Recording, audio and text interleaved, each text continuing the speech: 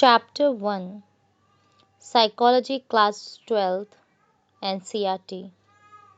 Naming variations in psychological attributes. Variations in psychological attributes. If you observe your friends, classmates, or relatives, you will find how they differ from each other in the manner they perceive, learn, and think, as also in their performance on various tasks. Such individual differences can be noticed in everyday walk of life. That people differ from one another is obvious.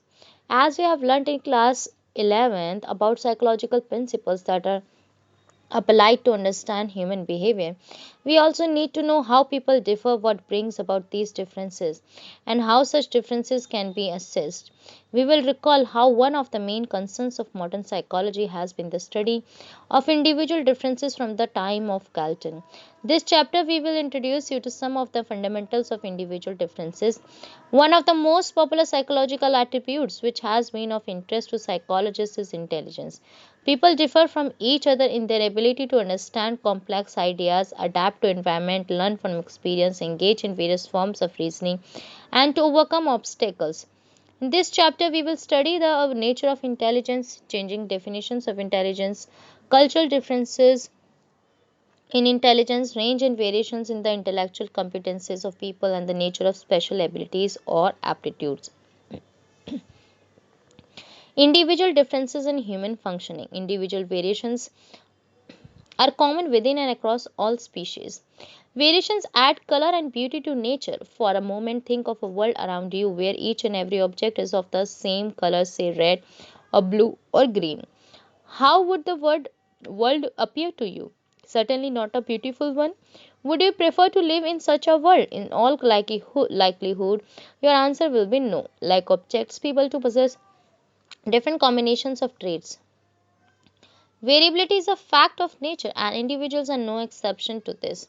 They vary in terms of physical characteristics such as height, weight, strength, hair, color, and so on. They also vary along psychological dimensions. They may be intelligent or dull, dominant or submissive, creative or not so creative, outgoing or withdrawn, etc. The list of variations can be endless. Different traits can exist in varying degrees in an individual in this sense. Each one of us is unique as he exemplifies a physical combination, typical combination of various traits. The question which you may be like to pose is how and why people differ. This, in fact, is the subject matter of the study of individual differences. For psychologists, individual differences refer to distinctiveness and variations among people's characteristics and behavior patterns. While many psychologists believe that our behaviors are influenced by our personal traits, some others hold the view that our behaviors are influenced more by situational factors. This latter view is known as situationism, which states that situations and circumstances in which one is placed influence one's behavior. A person who is generally aggressive may behave in a submissive manner in the presence of his top boss. Sometimes the situational influences are so powerful that individuals with differing personality traits respond to them in almost the same ways. The situationist perspective views human behavior relatively more as a result of influence of external factors. Assessment of psychological attributes. Assessment of psychological attributes. Psychological attributes are involved in very simple phenomena like in time taken to react to a stimulus, that is reaction time, and also in highly global concepts like happiness. It is difficult to count and specify the number of psychological attributes that can be assessed. Assessment is the first step in understanding a psychological attribute. Assessment refers to the measurement of psychological attributes of individuals and the evaluation, often using multiple methods. In terms of certain standards of comparison, any attribute will be said to exist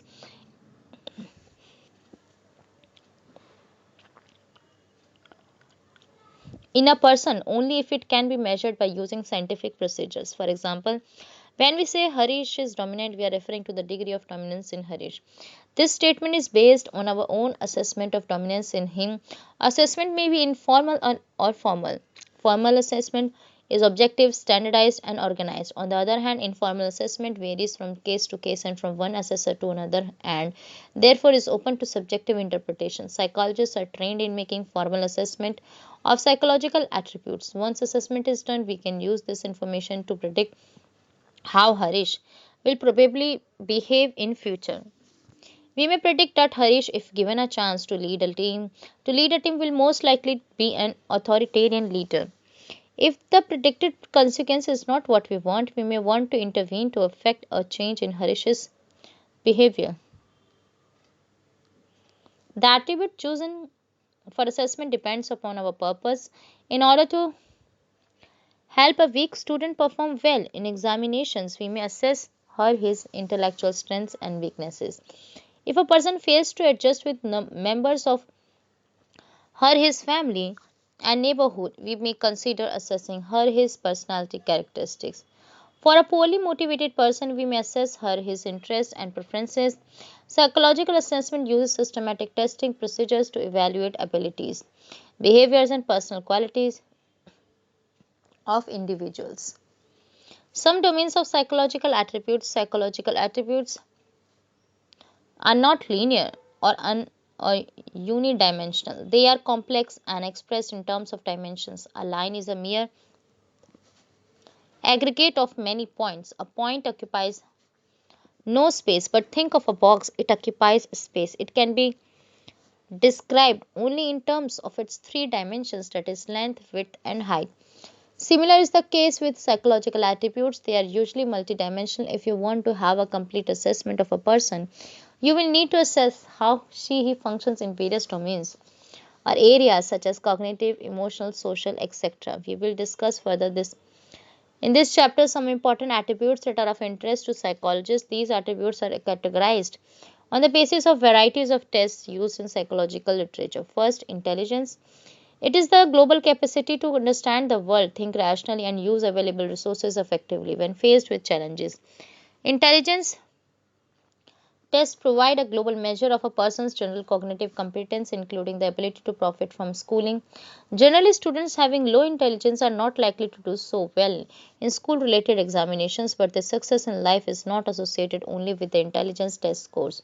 Second, aptitude refers to an individual's underlying potential for acquiring skills. Aptitude tests are used to predict what an individual will be able to do if given proper environment and training. A person with high mechanical aptitude can profit from appropriate training and can do well as an engineer. Similarly, a person having high language aptitude can be trained to be a good writer.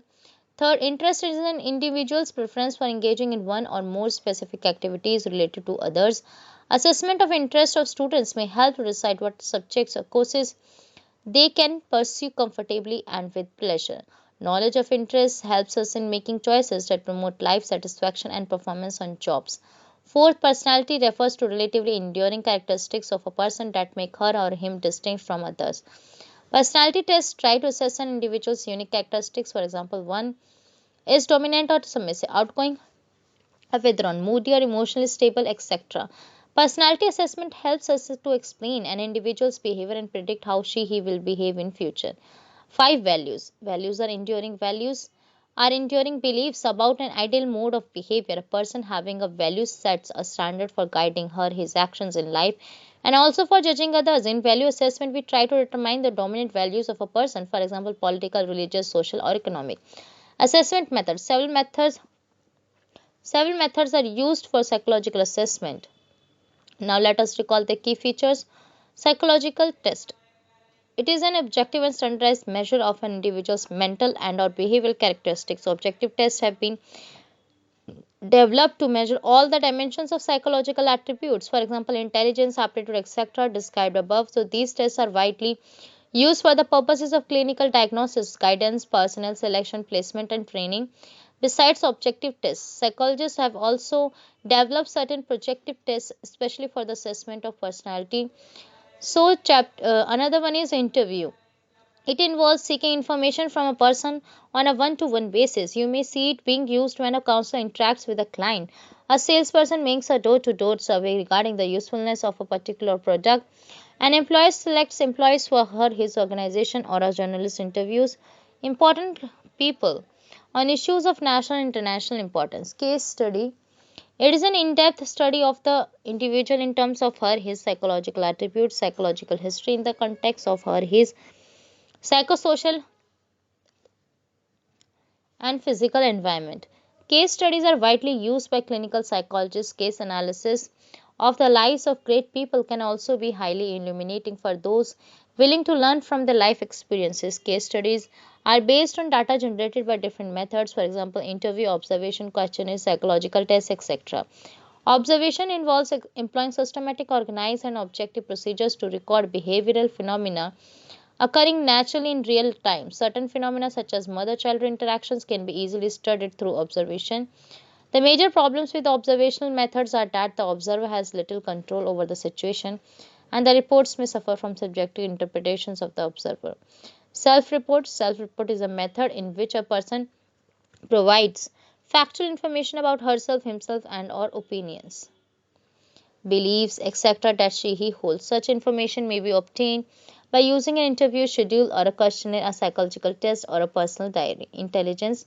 It is a key construct employed to know how individuals differ from one another. It also provides an understanding of how people adapt their behavior according to the environment they live in. In this section, we will read about intelligence in its various forms. Psychological notion of intelligence is quite different from the commonsensical notion of intelligence. If you watch an intelligent person, you are likely to see in her him attributes like mental alertness, ready wit, quickness in learning, and ability to understand relationships.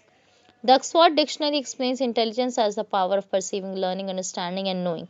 Early intelligence theorists also used these attributes in defining intelligence. Alfred Binet was one of the first psychologists who worked on intelligence. He defined intelligence as the ability to judge well, understand well, and reason well. Wetzler, whose intelligence tests are most widely used, understood intelligence in terms of its functionality.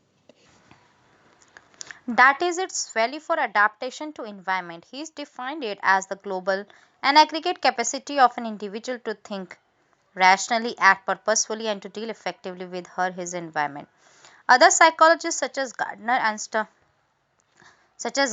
Sternberg have suggested that an intelligent individual not only adapts to the environment but also actively modifies or shapes it. You will be able to understand the concept of intelligence and how it has evolved when we will discuss some important theories of intelligence.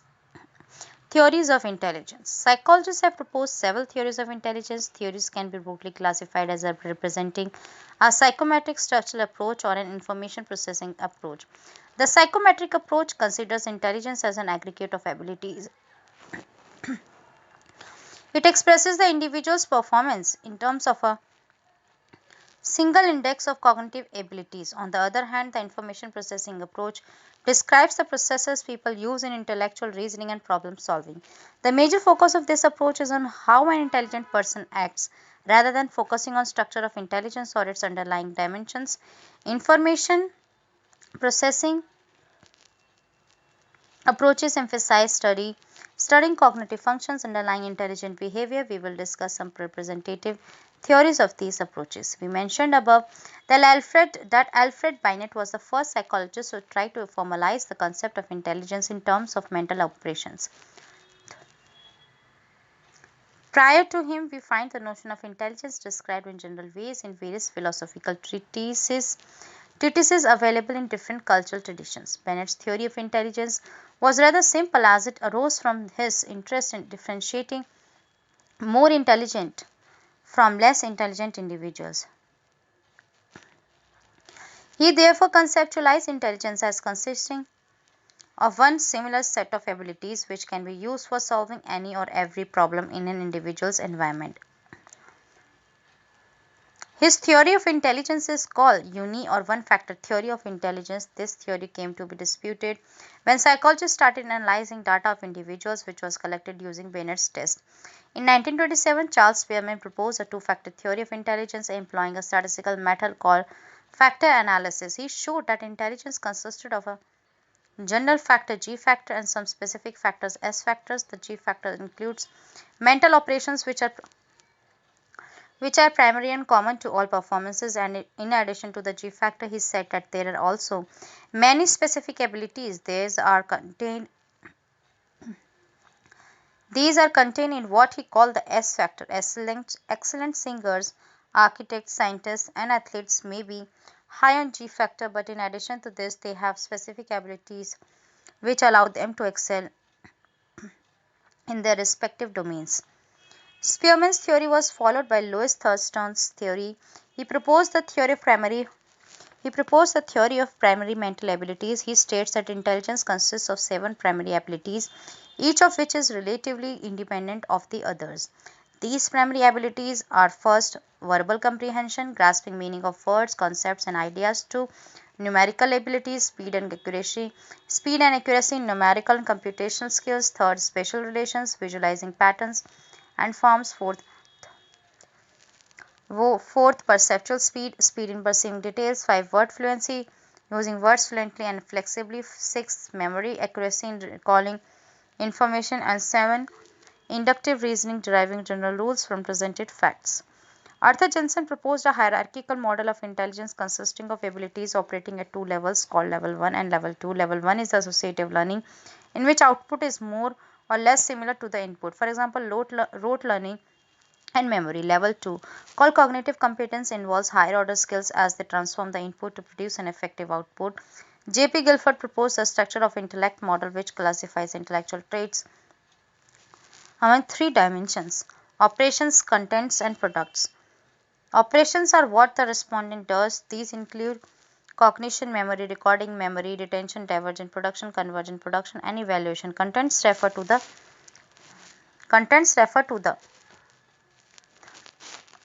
nature of material or information on which intellectual operations are performed. These include visual, auditory, symbolic, for example, letters, numbers; semantic, for example, words; and behavioral, for example, information about people's behavior, attitudes, needs, etc. Products refer to the form in which information is processed by the respondent. Products are classified into units, classes, relations, systems, transformations, and implications. Since this classification, Guilford 1988 includes 6 into 5 into 6 categories. Therefore, the model has 180 cells. Each cell is expected to have at least one factor or ability. Some cells may have more than one factor.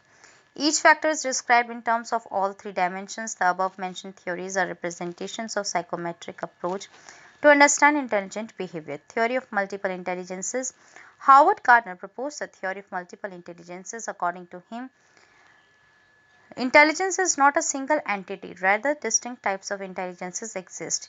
Each of these intelligences are independent of each other. This means that if a person exhibits one type of intelligence, it does not necessarily indicate being high or low on other types of intelligences. Gardner also put forth that different types of intelligences interact and work together to find a solution to a problem. Gardner studied extremely talented persons who had shown exceptional abilities in their respective areas and described 8 types of intelligence. These are as follows: linguistic, an ability to produce and use language. It is the capacity to use language fluently and flexibly to express one's thinking and understand others. Persons high on this intelligence are word smart, that is, they are sensitive to different shades of word meanings, are articulate, and can create linguistic images in their mind. Poets and writers are very strong in this component of intelligence. Logical, mathematical, and ability to think logically and critically and solve problems. Persons high on this type of intelligence can think logically and critically. They engage in abstract reasoning and can manipulate symbols to solve mathematical problems. Scientists and Nobel Prize winners are likely to be strong in this component. Spatial, an ability to form visual images and patterns. It refers to the abilities involved in forming, using, and transforming mental images. The person high on this intelligence can easily represent the spatial world in the mind. Pilots, sailors, sculptors, painters, architects, interior decorators, and surgeons are likely to have highly developed spatial intelligence. Musical, Musical and ability to produce and manipulate musical rhythms and patterns.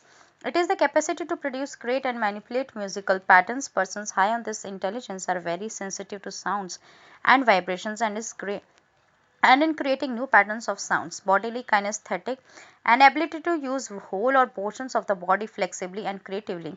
This consists of the use of the whole body or portions of it for display or construction of products and problem solving. Athletes, dancers, actors, sportspersons, gymnasts, and surgeons are likely to have such kind of intelligence.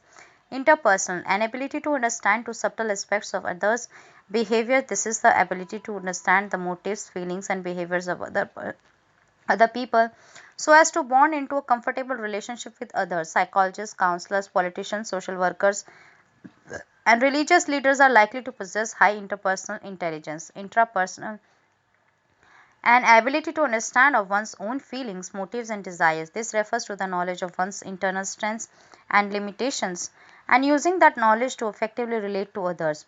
Persons high on this ability have finer sensibilities regarding their identity, human existence, and meaning of life. Philosophers and spiritual leaders present examples of this type of intelligence. Naturalistic, an ability to identify the features of the natural world. This involves complete awareness of our relationship with the natural world. It is useful in recognizing the beauty of different species of flora and fauna and making subtle discriminations in the natural world. Hunters, farmers, tourists, botanists, zoologists, and bird watchers possess more of naturalistic intelligence. Triarchic theory Triarchic theory of intelligence. Robert Sternberg 1985 proposed the triarchic theory of intelligence. Sternberg views intelligence as the ability to adapt to shape and select environment to accomplish one's goals and those of one's society and culture. According to this theory, there are three basic types of intelligence: componential, experiential, and contextual. Componential intelligence. Componential intelligence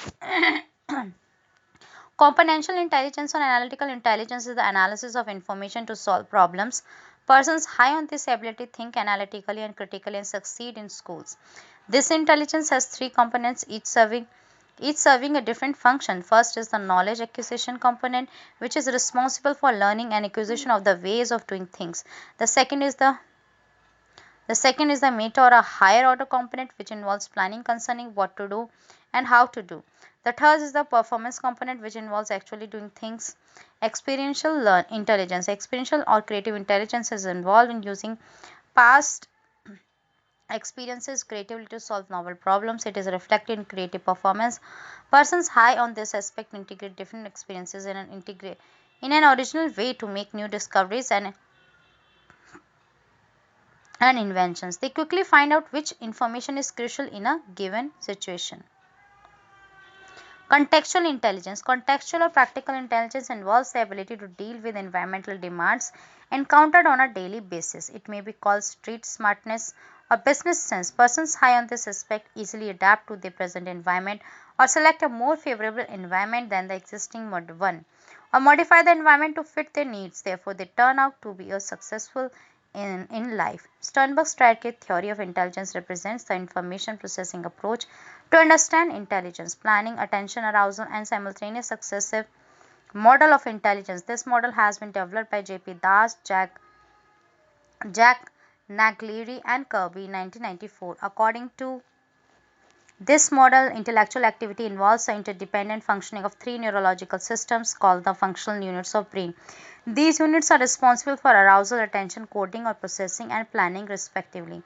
Arousal attention. State of arousal is basic to any behavior as it helps us in attending to stimuli.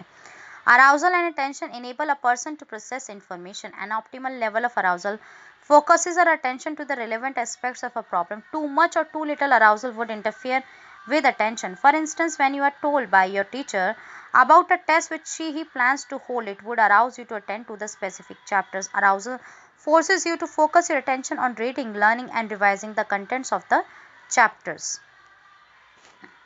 Simultaneous and successive processing. You can integrate the information into your knowledge system either simultaneously or successively. Simultaneous processing takes place when you perceive the relations among various concepts and integrate them into a meaningful pattern for comprehension. For example, in Raven's progressive matrices (RPM) test, a design is presented from which a part has been removed. You are required to choose one of the six options that best completes the design. Simultaneous processing also helps us in grasping the meaning and relationship between the given abstract figures. Successive processing takes place when you remember all the information serially so that the recall of one leads to the recall of another. Learning of digits, alphabets, multiplication tables, etc. Examples of successive processing. Planning.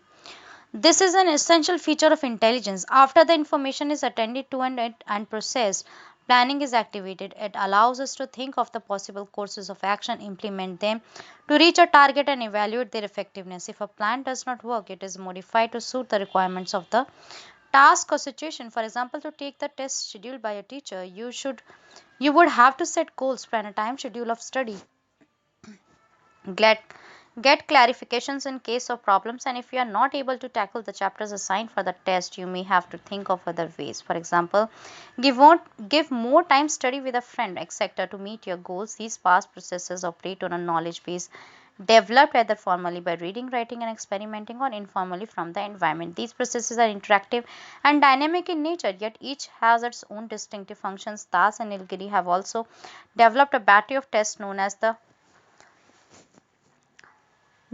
Cognitive Assessment System (CAS). It consists of verbal as well as non-verbal tasks that measure basic cognitive functions presumed to be independent of schooling. The battery of tests is meant for individuals between 5 and 18 years of age. The results of assessment can be used to remedy cognitive deficits of children with learning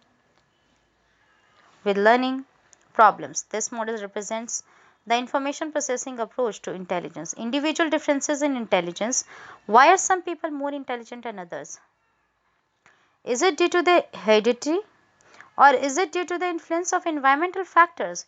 You have already read about the influence of these factors in the previous class of 11th. Intelligence, interplay of nature and nurture. The evidence for hereditary influences on intelligence comes mainly from studies on twins and adopted children. The intelligence of identical twins reared together correlate almost 0.90. Twins separated early in childhood also show considerable similarity in their intellectual personality and behavioral characteristics. The intelligence of identical twins reared in different environments correlate 0.72. Those of fraternal twins reared together correlate almost 0.60, and those of brothers and sisters reared together correlate about 0.50, while siblings reared apart correlate about 0.25. Another line of evidence comes from the studies of adopted children, which show that children's intelligence is more similar to their biological rather than adoptive parents. With respect to the role of environment, studies have reported that as children grow in age, their intelligence levels tends to move closer to that of their adoptive parents. Children from disadvantaged homes adopted into families with higher socioeconomic status exhibit a large increase in their intelligence scores. There is evidence there is evidence that environmental deprivation lowers intelligence, while rich nutrition, good family background, and quality schooling increases intelligence.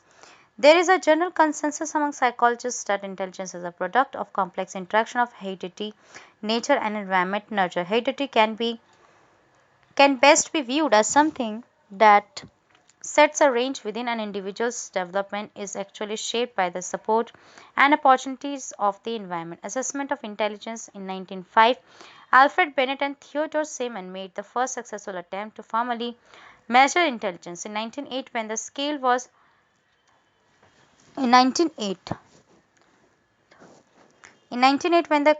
was revised, they gave the concept of mental age, which is a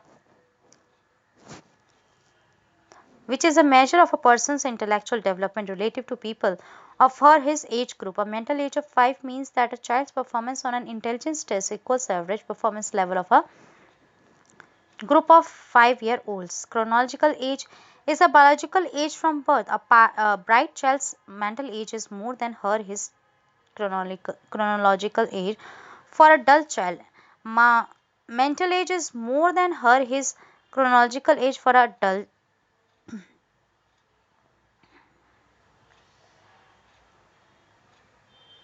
chronological age for a dull child, mental age is below the chronological age. So, retardation was defined by Bennett and Simon as being two mental age years below the chronological age. In 1912, William Stern, a German psychologist, revised the concept of intelligence quotient IQ. IQ refers to mental age divided by chronological age and multiplied by 100. The number 100 is used as a multiplier to avoid the decimal point. When the mental age equals the chronological age, the IQ equals 100. If mental age is more than the chronological age, IQ is more than 100. IQ becomes less than 100 when the mental age is less than the chronological age. For example, a 10-year-old child with a mental age of 12 would have an IQ of 120, 120 by 10 into 100. Whereas the same child with a mental age of 7 would have an IQ of 77 by 10 into 100. The average IQ in the population is 100 irrespective of age. IQ scores are distributed in the population in such a way that the scores of most people tend to fall in the middle range of the distribution. Only a few people have either very high or very low scores. The frequency distribution for the IQ scores tends to approximate a bell-shaped curve called the normal curve. This type of distributions this type of distribution is symmetrical around the central value called the mean. The distribution of IQ scores in the form of a normal distribution is shown as we can see in figure 1.2. The mean IQ score in a population is 100. People with IQ scores in the range of 90 to 110 have normal intelligence. Those with IQ below 70 are suspected to have intellectual disability, while persons with IQ above 130 are considered to have exceptional talents. The IQ score of a person can be interpreted by referring to table 1.1. So as we can see, IQ range, descriptive level and percent in the population such as above 130 is very superior and percent population 2.2, 120 to 130 superior 6.7, 110 to 119 high average 16.1, 90 to 109 average 50.0, 80 to 89 low average 16.1, 70 to 79 range restricted level is borderline and percent in the population is 6.7. Below 70 intellectually disabled 2.2% in the population. All persons do not have the same intellectual capacity. Some are exceptionally bright and some are below average. One practical use of intelligence tests is to identify persons at the extremes of intellectual functioning. If you refer to a table, if you see the table 1.1, you will notice that about 2% of the population have IQ above 130 and a similar percentage have IQ below 70. The persons in the first group are called intellectually gifted. Those in the second group are termed intellectually disabled. These two groups deviate considerably from the normal population in respect of their cognitive, emotional, and motivation characteristics. Variations of intelligence, intellectual deficiency. On the one hand are the gifted and creative persons we discussed briefly earlier. On the other hand, there are children who face enormous difficulty in learning even very simple skills. Those children who show intellectual deficiency are termed as intellectually disabled. As a group, there is wide variation among the intellectually disabled. The American Association on Mental Deficiency (AMD) views intellectual disability as significantly sub-average general intellectual functioning existing concurrently with deficits in adaptive behavior and manifested during the developmental period. This definition points to three basic features. First, in order to be judged as intellectually disabled, a person must show significantly sub-average intellectual functioning. Persons having IQs below 70 are judged to have sub-average intelligence. The second relates to the deficits in adaptive behavior. Adaptive behavior refers to a person's capacity to be independent and deal effectively with one's environment. The third feature is that the deficits must be observed during the developmental period, that is between 0 and 18 years of age. Individuals who are categorized as having intellectual disability so shows significant variation in their abilities ranging from those who can be taught to work and function with special attention to those who cannot be trained and require institutional care throughout their lives. We have learned earlier that the mean IQ score in the population is 100. These figures are used to understand the categories of intellectually disabled. The different levels of intellectual disability are mild IQs 55 to approximately 70, moderate IQs 35 to 40 to approximately 50 to 55, severe IQs 20 to 25 to approximately 35 to 40, and profound IQs below 20 to 25. Although the development of people with mild disability is typically slower than that of their peers, they can function quite independently, hold jobs and families. As the level of disability increases, the difficulties are strongly marked. The people with moderate disability lag behind their peers in language and motor skills. They can be trained in self-care skills and simple social and communication skills. They need to have moderate degree of supervision in everyday tasks. Individuals with profound and severe disability are incapable of managing life and need constant care for their entire lives. Intellectual giftedness. Intellectually gifted individuals show higher performance because of their outstanding potentialities. The study of gifted individuals began in 1925 when Lewis Terman followed the lives of about 1,500 children with IQs of 130 and above to examine how intelligence was related to occupational success and life adjustment. Although the terms talent and giftedness are often used interchangeably, they mean different things. Giftedness is exceptional general ability shown in superior performance in a wide variety of areas. Talent is a narrower term and refers to remarkable ability in a specific field. For example, spiritual, social, aesthetic, etc. The highly talented sometimes called prodigies. It has been suggested by psychologists that giftedness from the teacher's point of view depends on a combination of high ability, high creativity, and high commitment. Gifted children show early signs of intellectual superiority even during infancy and early childhood. They show larger attention span, good recognition memory, preference for novelty, sensitivity to environmental changes, and early appearance of language skills. To To equate giftedness with brilliant academic performance is not correct. Athletes who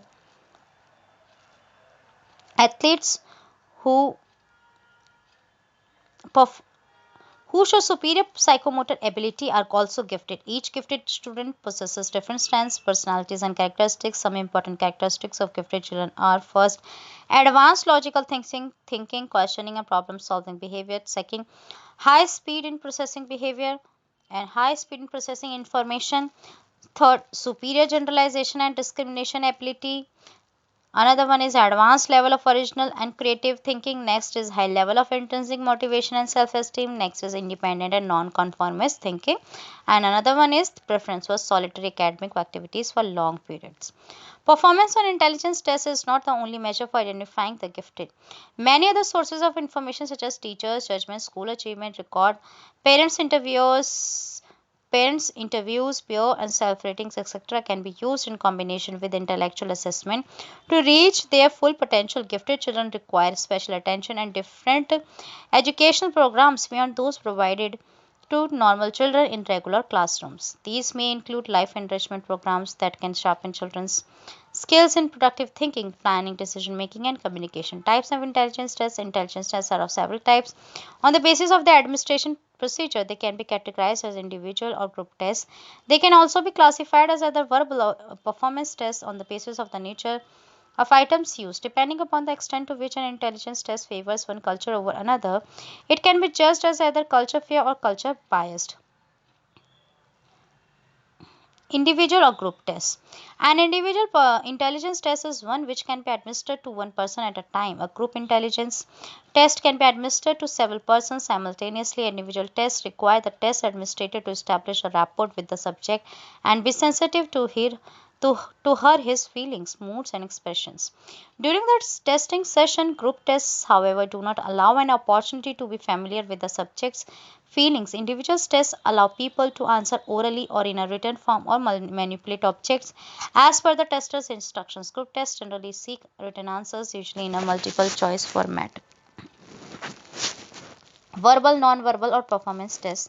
An intelligence test may be fully verbal, fully non-verbal, or fully performance based, or it may consist of a mixture of items from each category. Verbal tests require subjects to give verbal responses either orally or in written form. Therefore, verbal tests can be administered only to literate people. The non-verbal tests use pictures or illustrations as test items. Raven's progressive matrices. RPM test is an example of a non-verbal test. In this test, the subject examines an incomplete pattern and chooses a figure from the alternatives that will complete the pattern. Performance tests require subjects to manipulate objects and other materials to perform a task. Written language is not necessary for right answering the items. For example, Coe's block design test contains a number of wooden blocks. The subject is asked to arrange the blocks within a time period to produce a given design. A major advantage of performance tests is that they can be easily administered to persons from different cultures. Culture fair or culture bias tests. Intelligence tests can be culture fair or culture bias. Many intelligence tests show a bias to the culture in which they are developed. Tests developed in America and Europe represent an urban and middle class culturally. Those hence educated middle class white subjects generally perform well on those tests. The items do not respect the culture perspectives of Asia and Africa. The norms for these tests are also drawn from Western culture groups. It is nearly impossible to design a test that can be applied equally meaningfully in all cultures. In all cultures, psychologists have tried to develop tests that are culture fair or culturally appropriate. That is one that does not discriminate against individuals belonging to different cultures. In such tests, items are constructed in a manner that they assess experiences common to all cultures or have questions in which language usage is not required. Nonverbal and performance tests help reduce the cultural bias usually associated with verbal tests. Intelligence testing in India. S.M. Mohsin made a pioneering attempt in constructing an intelligence test in Hindi in the 1930s. C.H. Rice attempted to standardize Bennett's test in Urdu and Punjabi at about the same time.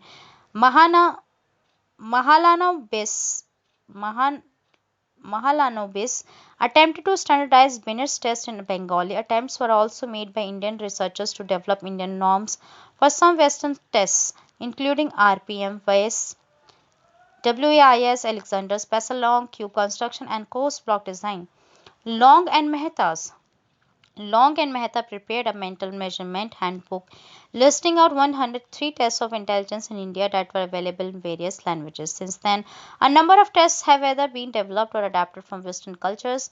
The National Library of Educational and Psychological Tests (NLEPT) at the National Council of Educational Research and Training NCERT has documented Indian tests. Critical reviews of Indian tests are published in the form of handbooks. NLEPT has brought out the handbooks in the area of intelligence, aptitude, personality, attitudes, and interests. In table 1.2, we can see some tests developed in India. Among these, Bhartiya's battery performance test is quite popular. So, some tests developed in India are verbal and performance. We can see first is verbal. CIE Verbal Group Tests of Intelligence by Udesh Shankar.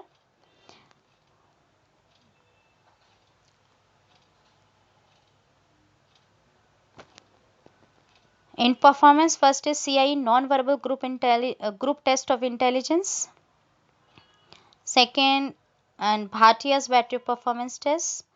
And second in verbal is Group Test of General Mental Ability by S. Chalota. And another in performance is Draw Man Test by Pramila Pathak. And another one is Adaptation of Bachelor Adult Performance Intelligence Scale by R. Ramalinga Swami. Another third test of verbal is Group Test of Intelligence by Prayag Mehta. Fourth is the Bihar Test of Intelligence by S.M. Hussain. Another is Group Test of Intelligence by Bureau of Psychology, Allahabad.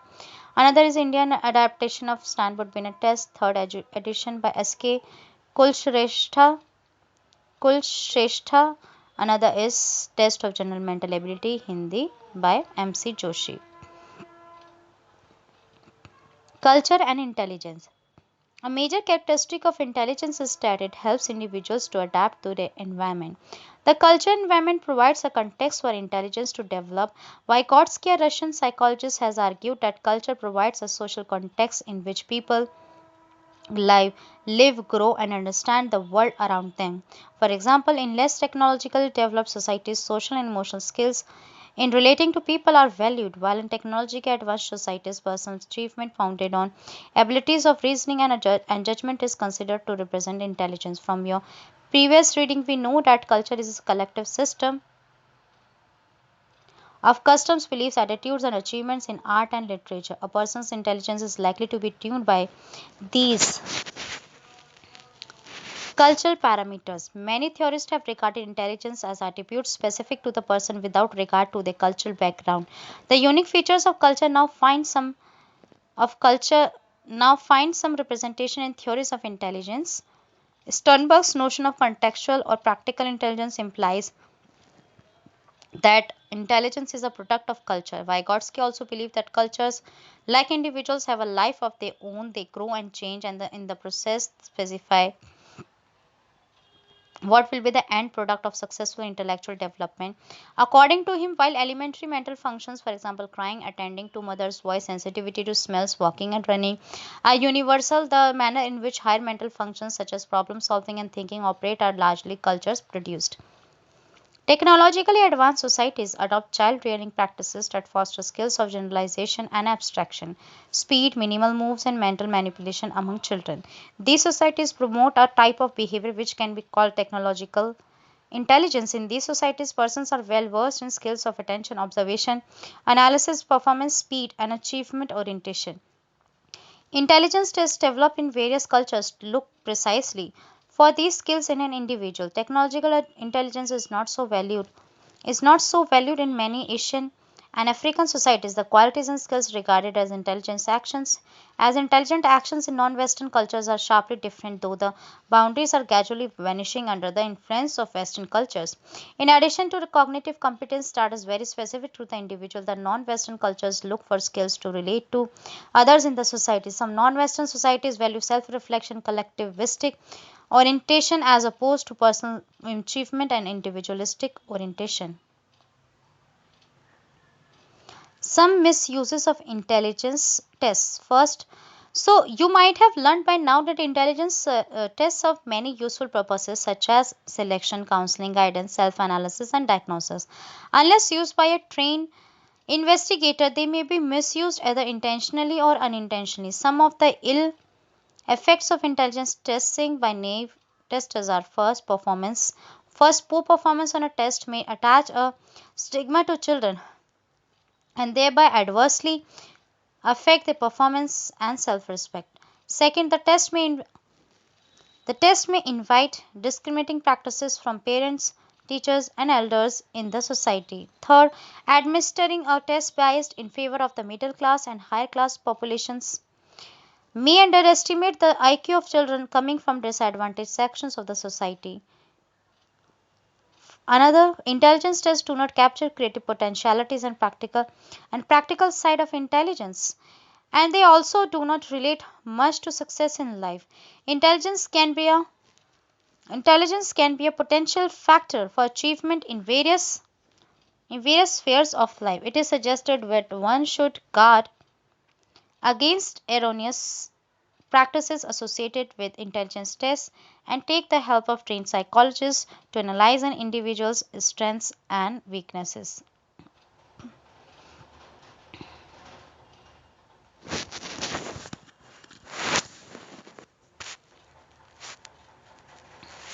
Intelligence in the Indian tradition. Contrary to the technological intelligence, intelligence in the Indian tradition can be termed as integral intelligence, which gives emphasis on connectivity with the social and world environment. Indian thinkers view intelligence from a holistic perspective where equal attention is paid to cognitive and non-cognitive processes as well as their integration.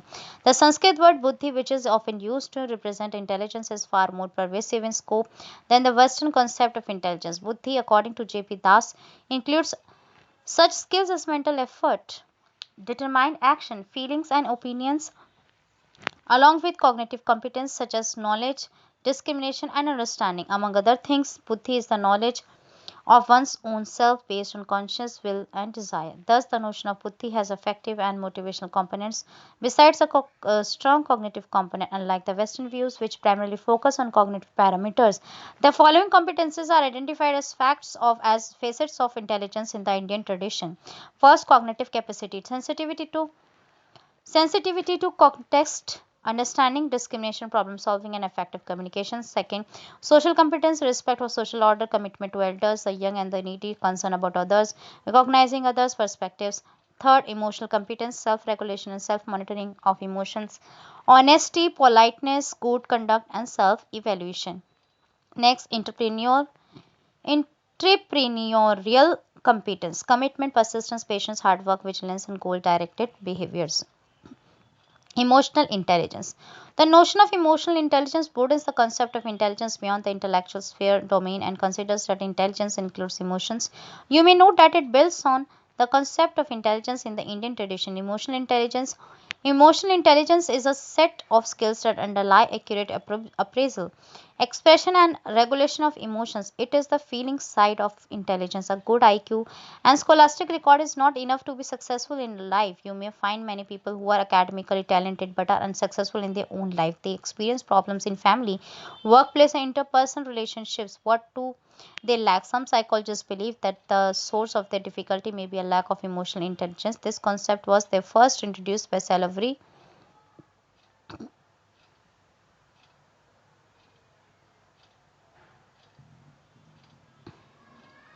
and Mayer, who considered emotional intelligence as the ability to monitor one's own and others' emotions, to discriminate among them, and to use the information to guide one's thinking and actions. Emotional quotient EQ is used to express emotional intelligence in the same way as IQ is used to express intelligence. In simple terms, emotional intelligence refers to the ability to process emotional information accurately and efficiently. To know the characteristics of persons who are high on emotional intelligence,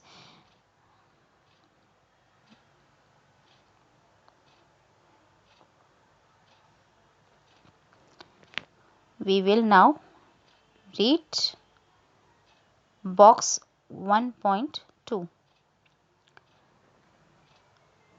Emotional intelligence is receiving increasing attention of educators for dealing with students who are affected by stresses and challenges of the outside world. Programs aimed at improving students' emotional intelligence have beneficial effects on their academic achievement. They encourage cooperative behavior and reduce the antisocial activities. These programs are very useful in preparing students to face the challenges of life outside the classroom. Characteristics of emotionally intelligent persons. First, perceive and be sensitive to your feelings and emotions. Second, perceive and be sensitive to various types of emotions in others by noting their body language, voice and tone and facial expressions. Third, relate your emotions to your thoughts so that you can so that you take them into account while solving problems and taking decisions. Fourth, understand the powerful influence of the nature and intensity of your emotions. 5. Control and regulate your emotions and their expressions while dealing with self and others to achieve harmony and peace.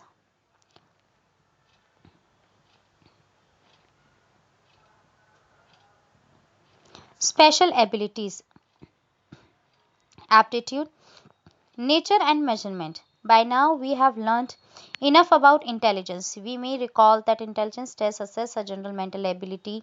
Aptitude refers to special abilities in a particular field of activity. It is a combination of characteristics that indicate an individual's capacity to acquire some specific knowledge or skill after training. We assess aptitude with the help of selected tests.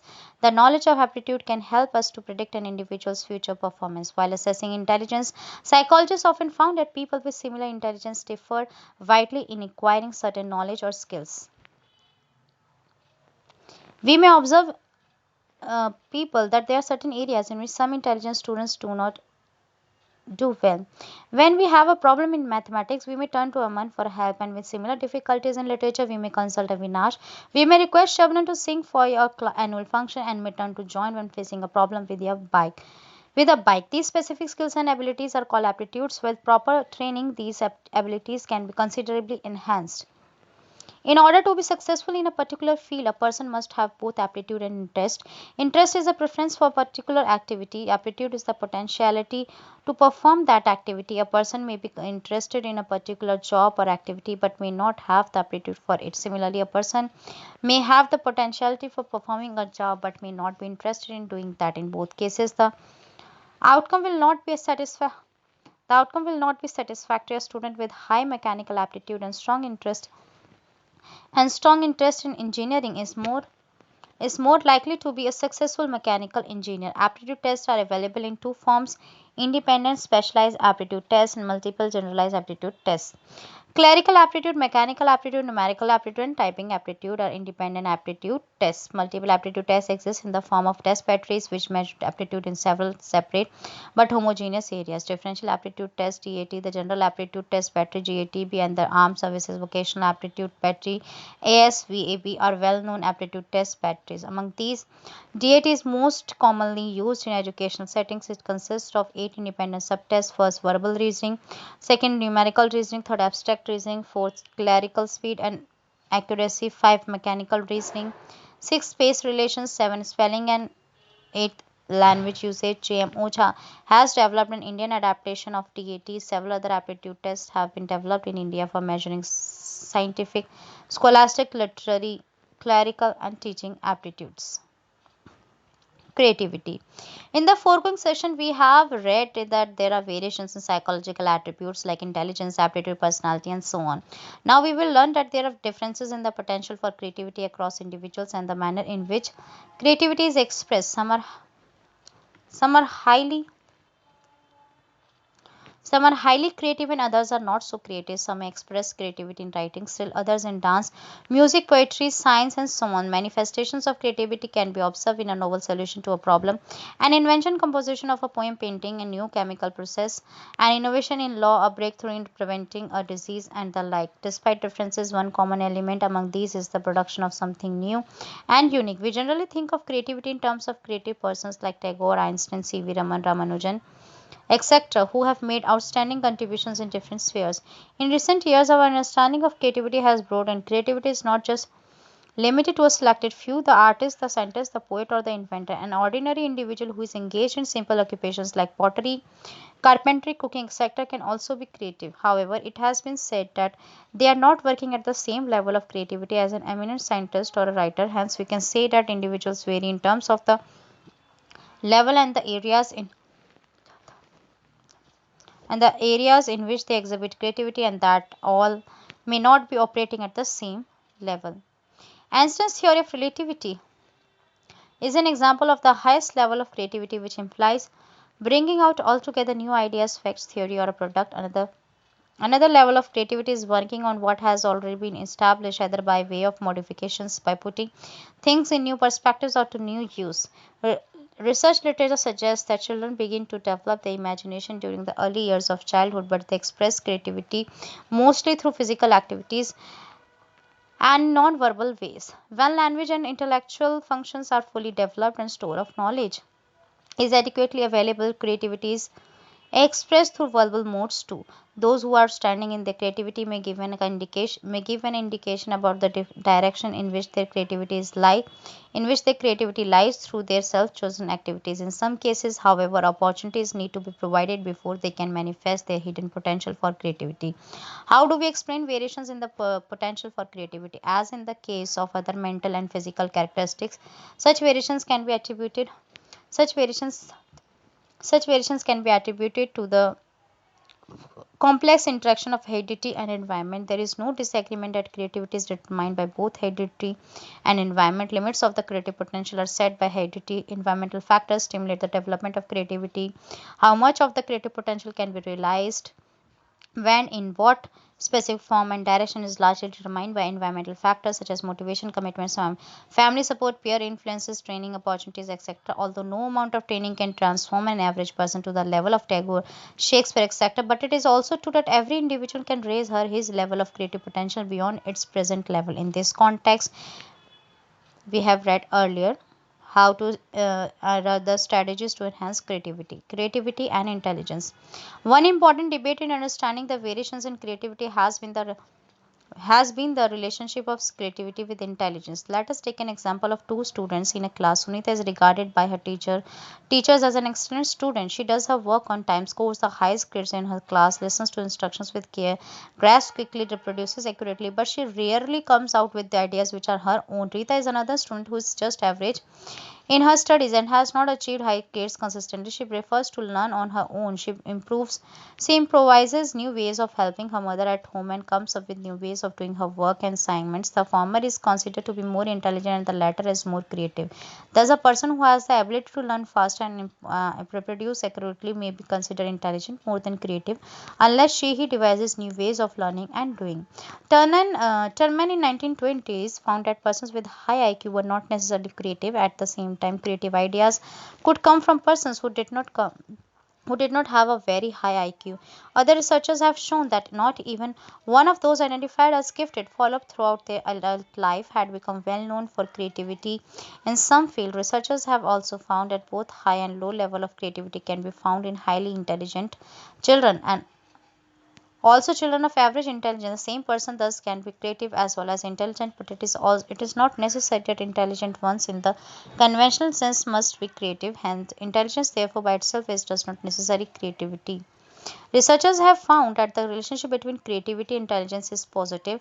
All creative acts require some minimum ability to acquire knowledge and capacity to comprehend, retain, and retrieve. Creative writers, for example, need facility in dealing with language. The artist must understand the effect that will be produced by a particular technique of painting. A scientist must be able to reason and so on. Hence, a certain level of intelligence is required for creativity, but beyond that, intelligence does not correlate well with creativity. It can be concluded that creativity can take many forms and blends. Some may have more of intellectual attributes, others may have more of attributes associated with creativity. But what are the attributes of creative? uh, Are the attributes of a creative person? You may like to discuss the attributes which are common to all kinds of creative persons. Creativity tests. Creativity tests came into existence to assess variations in terms of the potential for creativity in contrast to intelligence. A general feature of most of the creativity tests is that they are open and they permit the person to think of different answers to the questions or problems in terms of his her experiences, whatever these may have been. These help the individual to go in different directions. There are no specified answers to questions or problems in creativity tests. Therefore, there is freedom to use one's imagination and express it in original ways. Creativity tests involve divergent thinking and assess such abilities as ability to produce a variety of ideas, that is, ideas which are off the beaten track, ability to see new relationships between seemingly unrelated things, ability to guess causes and consequences, ability to put things in a new context, etc. This is contrary to the test of intelligence, which mostly involve convergent thinking. In test of intelligence,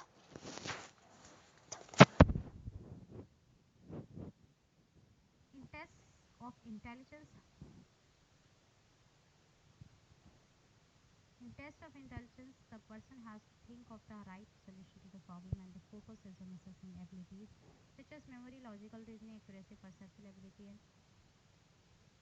and clear thinking.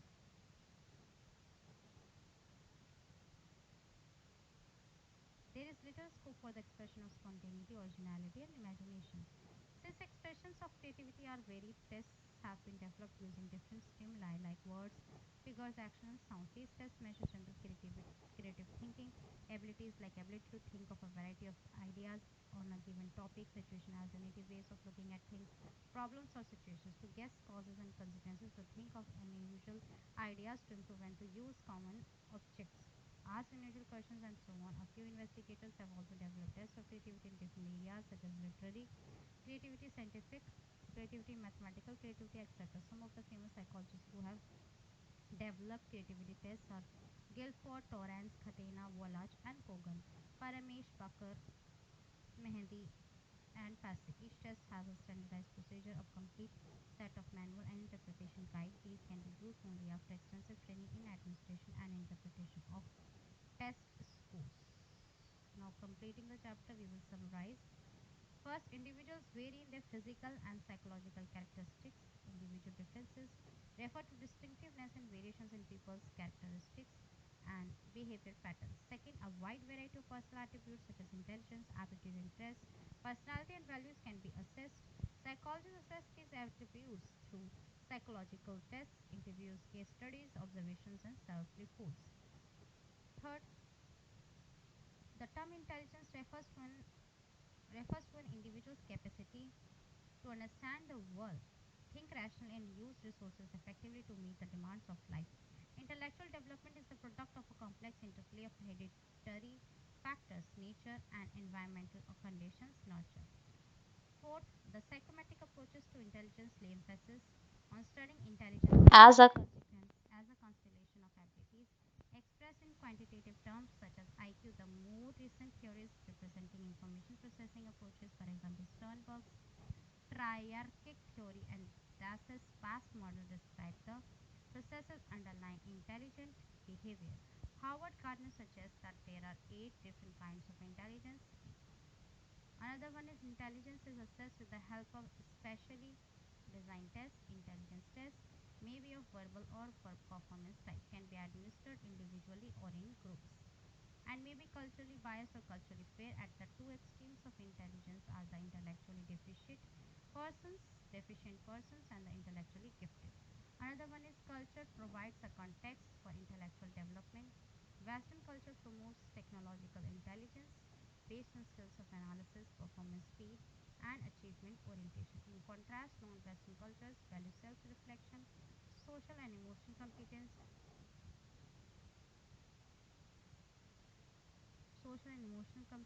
are signs of intelligent behavior. Indian culture promotes integral intelligence that emphasizes connectivity with people and the larger social world.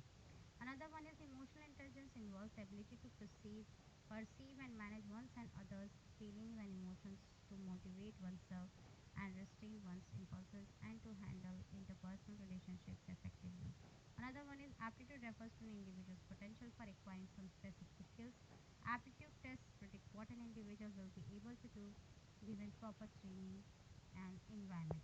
Next, creativity is the ability to produce ideas, objects, or problem solutions that are novel, appropriate, and useful. Certain level of intelligence is necessary to be creative, but a high level of intelligence, however, does not ensure that a person would certainly be creative. Thanks.